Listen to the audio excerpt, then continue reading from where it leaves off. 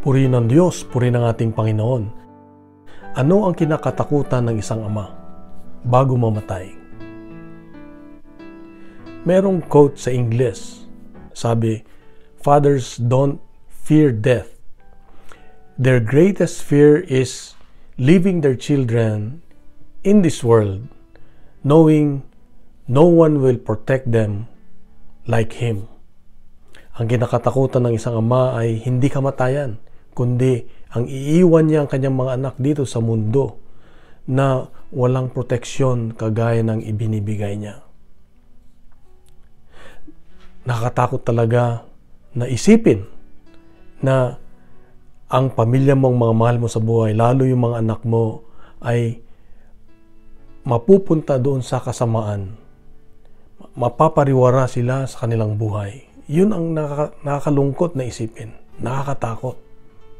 Kaya nga, para maiwasan, para maiadya o mailayo sila sa kasamaan, isa sa pinakamagandang solusyon ay ano? Ang ilapit sila sa Diyos. Ang ipakilala ang Diyos sa mga anak mo, sa anak natin, sa mga mahal natin sa buhay. Pakilala ang Diyos sa mga kaibigan natin, sa mga kasama natin sa trabaho, sa mga kapitbahay natin. Dahil ito ang paalala ng Diyos sa Ebanghelyo ngayon. Nung sinabi niya sa kanyang ama, sabi niya, "Ipinakilala kita, Ama, sa mga taong ibinigay mo, pinagkatiwala mo sa akin. At ako'y paakyat na sa langit at idinadalangin ko sila dahil maiiwan sila dito sa mundo."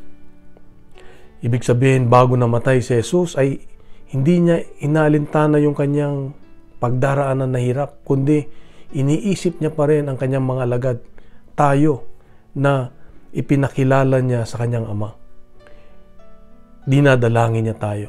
Kaya nga, hanggang ngayon, pag tayo ay natutong sumunod at kumilala sa Diyos, kumilala sa Kanya, tayo ay Kanyang idinadalangin, pinagdarasal lagi. Kaya kapatid, ito ang paalala ng Diyos sa iyo at sa akin ngayon, na nawa tayo ay maging daluyan ng grasya, na mailapit ang unang-unang mga mahal natin sa buhay sa Diyos, maipakilala ang Diyos, mailapit ang marami sa Diyos. Dahil pag nilalapit natin sila, tayo ay parang si Jesus, na ang misyon ay ilapit ang ibang tao sa Diyos.